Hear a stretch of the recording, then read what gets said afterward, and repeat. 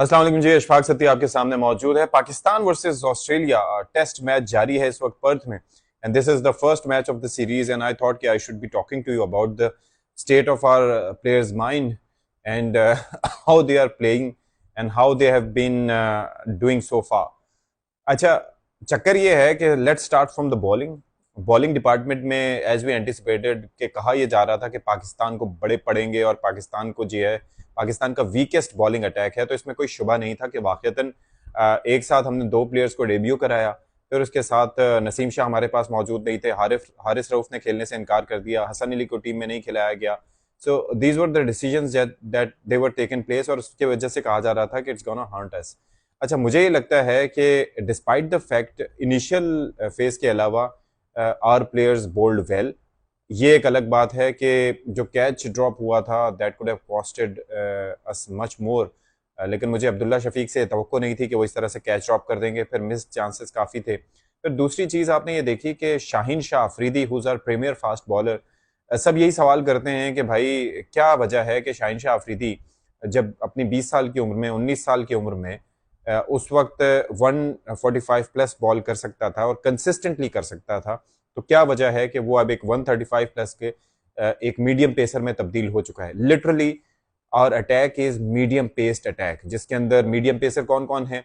Rana Faheem Ashraf medium pacer, Khurram Shahzad medium pacer, उसके साथ साथ Aamir Jamal medium pacer, Shaheen Shah Afridi medium pacer. और पहली दफा मुझे लगता है ऐसा हो रहा है कि पाकिस्तान के पास कोई जेन्युइन फास्ट बॉलर नहीं है जो कि ऑस्ट्रेलियाई विकेटों पर बाउंस करके उनके लिए मुश्किलात पैदा कर सके। लेकिन बहरहाल उसके बावजूद जो चीज़ अच्छी देखने में मिली कि जो हमारे डेब्यूटेंट थे उनकी जानिब से बड़ी अच्छी बॉलिंग की गई। अच्छा, अच्छी बॉलिंग की गई और आपको पता ही है कि स्टैट्स स्पीक फॉर देमसेल्व्स कि जिस तरीके से वहां पर खुर्रम शहजाद और आमिर जमाल, स्पेशली आमिर जमाल ने वहां पर बॉलिंग की, दैट वाज रिमार्केबली गुड। क्यों, किस वजह से, फर्क क्या था? हमारा प्रीमियर फास्ट बॉलर कौन था? शाहीन शाह अफरीदी। उससे उन्होंने क्या किया, जब वो 20 साल का था उसको ओवर क्राउडेड कर दिया विद दी ओवर्स, 750 ओवर्स उसने कराए। मैं तो स्टैट्स देख के हैरान रह गया था। और आप कैसा होगा कि एक बॉलर आए तो उसे बॉलिंग करा करा के आप उसको मार दो, यानी कि कोई दरमियान का रास्ता नहीं है। या तो उसका हाल ये कर दिया था कि T20 वर्ल्ड कप में भी वो नहीं खेल पा रहा था, ठीक है, और या उसका हाल ये किया कि बॉलिंग करा करा के उसका हशर कर दिया। तो किस तरीके से आपने अपने स्टार्स को प्रिजर्व करना है, ये चीज बड़ी मैटर करती है, ठीक है। एक तो ये हो गया। दूसरी चीज ये देखिए कि अब शाहीन शाह अफरीदी प्रैक्टिकली एक T20 बॉलर बन के रह गया है कि वो 4 ओवर तक बॉल कराता है, उसके बाद उसको समझ नहीं आती कि उसने करना क्या है। प्लस या तो 4 ओवर में भी जान मारे, लेकिन वो भी उससे नहीं हो पा रहा। तो खुर्रम शहजाद और आमिर जमाल किस वजह से कामयाब रहे? मैच प्रैक्टिस की वजह से, डोमेस्टिक सीजन खेलने की वजह से और मुसलसल खेलने की वजह से और 4-4 दिन के और इस तरह के मैचेस खेलने की वजह से उनकी मैच प्रैक्टिस है, उनके अंदर कंसिस्टेंसी है, उनके अंदर पेशेंस है कि वो बैट्समैन को टेस्ट करते हैं एक हार्ड लेंथ पे बॉल करके।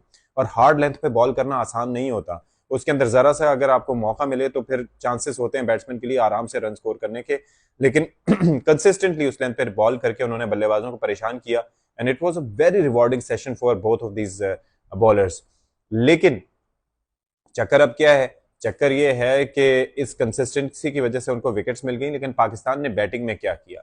अब बैटिंग के अंदर अगर हम बात कर लें तो एक चीज जो मिसिंग नजर आई पाकिस्तान की बैटिंग में, और आपने वो देखा कि ऑस्ट्रेलिया ने किस तरह से उसको कैपिटलाइज किया, वो नेथन लायन।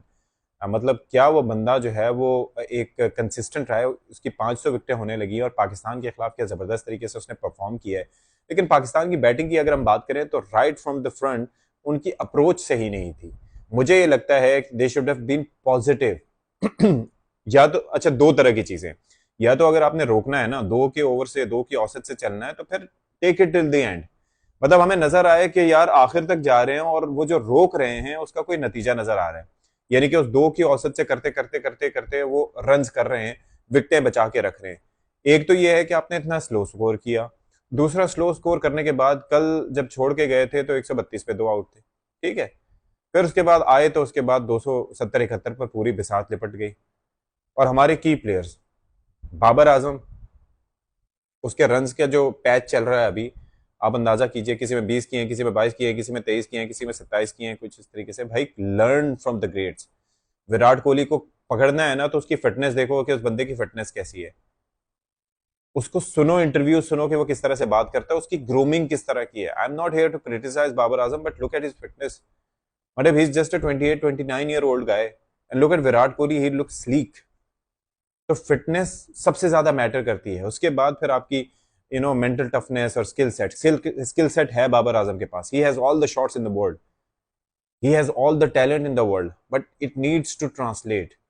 आप अपनी बॉडी पे इन्वेस्ट नहीं करोगे तो कैसे आप जाके अच्छी तरीके से खेल सकते हो? फिर उसके बाद बात आ जाती है बाकी प्लेयर की। सऊद शकील को देख लो, वही 30 रन का प्लेयर। अच्छा, एक बंदे पे की बड़ी हाहोकार हो रही थी कि जी जी सरफराज अहमद को खिलाना है, कराची के लड़के को खिलाना है, कराची के लड़के ने ये कर लेना है, वो कर लेना है।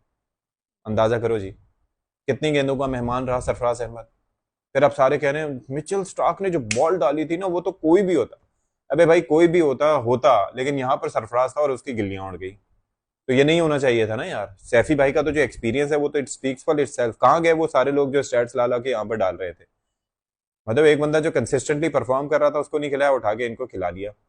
स्टंपिंग चांस फॉरनर का इन्होंने मिस किया था जी। वहां पर वो राशिद भाई भी कराची का लड़का होने की वजह से फौरन उसकी सपोर्ट में आ गए कि जी वो बॉल पड़ी थी तो वो अनइवन बाउंस है, तो यूज टू होना चाहिए, तो इसको सैफी को वहां खड़ा होना चाहिए। भाई 36 साल की उम्र में इतना एक्सपीरियंस नहीं है सैफी को, बॉल वहां पर कर रहा है तो खड़ा कहाँ होना है उसने? मतलब ये तो बड़ी ऑड सी बात है ना यार, इट डजंट मेक सेंस। अब यह है कि दूसरी इनिंग्स उनकी शुरू हो गई है, 300 रन से ऊपर की उनकी लीड हो गई है। 2 विकेटें इनिशियली हमने ले ली, लकीली हमने उसको आउट कर लिया, क्या नाम है उसका, वो वार्नर को, वरना उसने फिर तबाही फेरनी थी।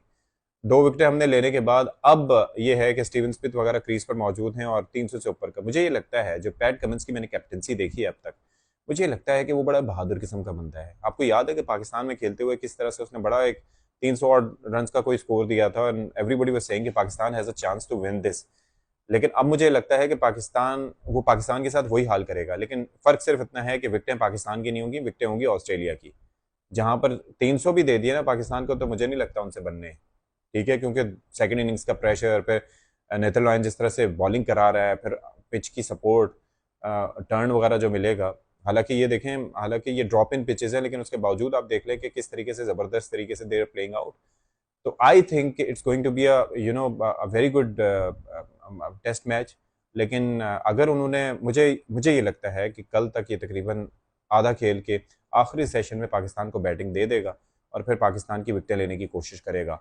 तो पाकिस्तान को फिर ये देखना होगा कि अगर 400 से ऊपर का है तो क्या मैच सेव करना है या मैच जीतने की तरफ जाना है, या अगर बैटिंग कर पाए तो फिर that would be something very interesting. लेकिन ऑस्ट्रेलियन पेसर्स और ऑस्ट्रेलियन बॉलिंग का मुकाबला करना, it's going to be very difficult for the Pakistanis.